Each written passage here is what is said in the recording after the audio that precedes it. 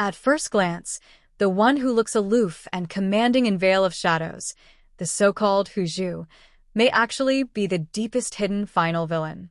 And Lu Wui, who has always stayed close to the protagonist group, seeming innocent and pitiful, turns out to be built on a shocking lie. From the moment he was born, he was nothing more than a vessel prepared for Jiuying. The most tragic one of all is his sister, Wangyan. She was tricked by Hu Zhu into doing dirty work for over 1,000 years, only to discover in the end that her whole family had been sold out, and she was left to take the blame. Her ending is so cruel, it feels suffocating. This was never some simple war between gods and demons. It was a 1,000-year conspiracy, with Hu Zhu and Jiuying joining forces to treat everyone like chess pieces. Let's start with Hu Zhu and the organization Wu Xiang Yue. On the surface, they claim to be Nua's envoys, preserving order across the 3 realms. But what have they actually done? When the prophecy in the Desire Realm foretold the dragon god's fall, Hu Zhu immediately sent Wang Yan and Lu Wui to kill the dragon god. But who is the dragon god? He is the key to maintaining balance among the 3 realms. What possible benefit is there in killing him? The only explanation is this. Hu Zhu never cared about the order of the 3 realms. He cared about the dragon god's power, or, more directly, he was helping Jiuying clear away obstacles. Some analyses suggest that the Nua in the Desire Realm had long since been possessed by a fragment of Jiuying's spirit. As the leader of Wu Xiang Yue, could Hu Zhu really not know? He not only knew, he was very likely an accomplice. Now look at Lu Wui. This girl has no moon mark on her body. Every fox of Wu Xiang Yue bears a mark on the forehead representing their lunar phase, but Lu Wui has none. She herself says she is Haik, but there is no such rank in Wu Xiang Yue. This is a moon veiled by dark clouds. Her true nature has been completely hidden. She is the reincarnation of Dizhu. And Dizhu was the primordial spirit pearl of creation, a pure divine force. But what is Jiuying? Jiuying is the apocalyptic beast formed from all the darkness and malice split off from Dizhu when he fought the Chaos Stone. Put simply, Lu Wui and Jiuying are 2 bodies from the same origin. She was born to be the perfect vessel for Jiuying's evil consciousness. This was never just a simple possession. The flashback in the Starstone space confirms it. Over 1,000 years ago, Lu Wui was Dizhu. Ji Ling was a great demon of Qingyuan, and they searched for the Starstone together. At Lu Wui's side was always a little snake named Xiao Jiu. That snake was Jiuying's incarnation. Jiuying had already attached itself to him long ago, or rather, it had always been sleeping inside him. Those colorful stones Hu Zhu gave Lu Wui looked beautiful, but they were never anything good. They were Jiuying's eggs.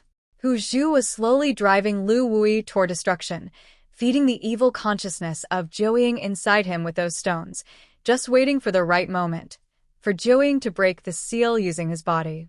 Ji Ling, the armored dragon god, had already noticed something was wrong with Lu Wui, but he couldn't bring himself to act. He had feelings for Lu Wui, and that hesitation directly led to the catastrophe that followed. Lu Wui's tragedy was inevitable from the instant he was created. Even his name, Wui, hints at a fate of being born in the morning and gone by dusk, leaving nothing behind. His memories were stitched together. His personality was fabricated. The meaning of his life was only to become the breeding ground for Jiuying's resurrection. Then there is Wang Yan, the most tragic worker in the entire story, bar none. He obeyed Hu Zhu's orders and slaughtered the entire clan of Wu Shi Guang, the Flood Dragons. His hands were soaked in blood, and he thought he was carrying out justice. But in the end he realized this likely had nothing to do with the dragon god's will at all. It was Hu Zhu's order. Why did Hu Zhu want the Flood Dragon clan exterminated? Maybe to seize the dragon god's power, maybe to weaken the dragon god's faction. Wang Yan became the sharpest blade in Hu Zhu's hand. He did the dirty work, and then he had to bear all the crimes for his master. Later, he began to suspect he had done wrong. So when Hu Zhu sent him and Lu Wui to kill the dragon god, he switched the assignment and went in his sister's place. Then he turned around and cooperated with Ji Ling, guiding Wu Shi Guang to search for the second dragon god power. In Hu Zhu's eyes, that was naked betrayal. How did Hu Zhu find out? The answer is chilling. It means Hu Zhu knew their every move. Their so-called free will may never have existed at all. What was the price of being judged as a failed moon? Wang Yan said it himself. At the next full moon, he would be recalled. And what happens after recall? Just look at his younger sister Xiao Wei. One tail was planted with the endless curse, and she became mortal, with her life and death controlled by others. Wang Yan's fate would only be worse. In the end, he chose to burn his own nine-tailed demon power and fuse it with Wu Shi Guang's true dragon essence, activating the so-called heavenly book sealing formation to seal Jiuying. He was an immortal nine-tailed fox. But to destroy Jiuying completely, he took the initiative to lock his own divine soul into the seal, exhausting all his demonic power, and finally turned into a ray of light, freezing both himself and Jiuying forever. That was trading his own eternity for mutual destruction. Wu Shi Guang survived, but Wang Yan was gone, forever frozen together with that evil god. Gu Jingming really knows how to leave a pain in your chest. Now, let's talk about the dragon god mess. The current dragon god staying in the temple Li Linzong, who needs to feed on human essence, is a fake. His true form might actually be a fox, a puppet made by the real dragon god to safeguard power and deceive the world. The real dragon god, Wen, had long since reincarnated as Wu Shi Guang. The evidence? Wu Shi Guang can absorb the dragon god's power, and even his master, using star sight, could not see through his origins.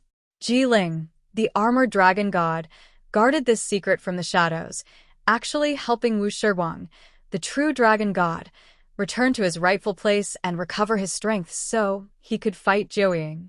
So when you connect everything, the whole picture is this. Jiuying wanted resurrection. It needed a vessel, Lu Wui, and needed the dragon god removed.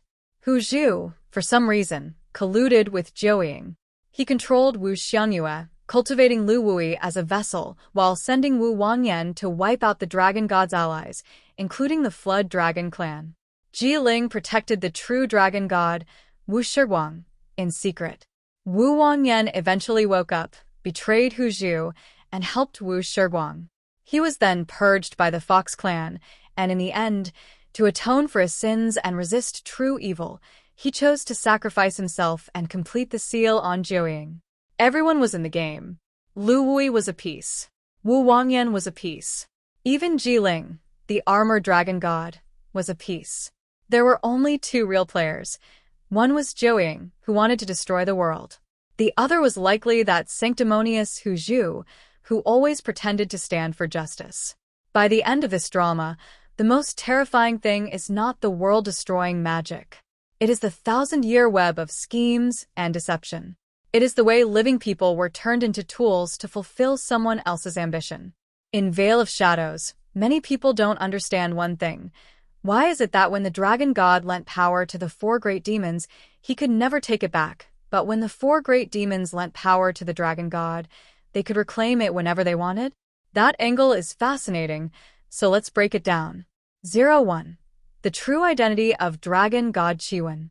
Wen always told Ji Ling that Ji Ling was only a puppet he had created with magic. Ji Ling believed that the memory of being saved by Wen at the foot of South Mount had been fabricated by Wen's spell. But because it really did happen, the memory felt so real. Ji Ling was nothing more than a copy of Wen's former self. Back then, after Wen rescued him at the foot of South Mountain, Ji Ling followed him constantly. Later, in the war to seal Jiuying, the 9 dragon sons were injured. The 8th dragon son transformed into endless mountain ranges to suppress Jiuying, while the 9th dragon son, Wen, was also gravely wounded and on the verge of death. To prevent chaos and war from breaking out again among all living beings, Ji Ling became Wen's substitute. Before that, the true Wen had borrowed demonic power from the 4 great demons to sustain himself, and because Ji Ling's achievements in the spirit realm made him convenient to use, no one would expose him. From then on, Ji Ling replaced Dragon God Wen and almost never left the Dragon God Temple, waiting only for the appearance of the Dragon Stone Child. So the current dragon god Qiwen is actually the blind fox from South Mountain, Ji Ling. And because he was not the one who originally lent out the dragon god's power, he naturally had no way to reclaim it. 02. Why didn't the dragon god take back the dragon god power earlier? If the dragon god knew he was about to fall, why didn't he reclaim the dragon god power in advance and give it to Ji Ling, who was impersonating him? At the time, the war between the Dragon Clan and Zhouying had reached a life-or-death point. The four great demons Wu Ziqi, Bai Zhe, Hanba, and Xiao Wei had once survived only because Qiwen bestowed dragon god power upon them. They had all said they could return the dragon god power to Qiwen. But Qiwen was compassionate. He believed that the dragon god power had already merged with their divine consciousness. If they returned it, the four great demons would lose all cultivation and their souls would scatter. To avoid harming them, he did not directly reclaim the divine power. Instead, he borrowed a portion of their demon power and stored it in the spirit realm. Qiwen loved all living beings and believed they would keep their promise forever and protect the dragon god. Unfortunately, Qiwen never expected that in less than 100 years, among the four great demons, all but Bai Zhe would be persuaded by Lu Mudi to take back the demon power they had lent out. They simply did not care whether Ji Ling lived or died. 03. Why were the great demons so easily persuaded by the butterfly demon? There were two reasons the three great demons were so easily swayed. The first was that the dragon god had not contacted them for 100 years, and rumors spread that the dragon god no longer had dragon god power. The three demons believed the dragon god had nothing left to restrain them. The second reason was that the butterfly demons tempted them using their deepest obsessions. For Xiao Wei, the nine-tailed fox demon, his deepest obsession was finding Wang Sheng, the one who had once saved him. He had searched for centuries without success. When Lu Mudi offered to help him find Wang Sheng, Xiao Wei agreed to take back the demon power he had lent out. Wu Ziqi, chief of the Qingyuan demon clan, once believed turning his clansmen to stone was a way to protect them. Later, Lu Mudi told him the petrified clan members were suffering and wailing every day and claimed she had a way to reverse the petrification. Wu Ziqi also agreed to reclaim his demon power. Hanba had another curse. Whenever he spoke, a blazing drought fire leaked from his body, causing terrible droughts. If he stayed silent, he could not speak to Su Qian, the one he loved. Once, when he opened his mouth, he brought a drought that destroyed Su Qian's hometown. When he heard the butterfly demon had a way to solve this, he too agreed to take back his demon power. Among the four great demons, only Bai Zhe did not betray the dragon god. Sadly, later, in order to strip away the dragon god power and return it, Bai Zhe severely injured himself. Wu Ziqi, Hanba, and Xiao Wei all destroyed their pact with the dragon god for their own interests. Thanks for watching all the way to the end. If you enjoyed this video, please give it a like and subscribe to the channel. Your support really helps the channel grow and means a lot to me.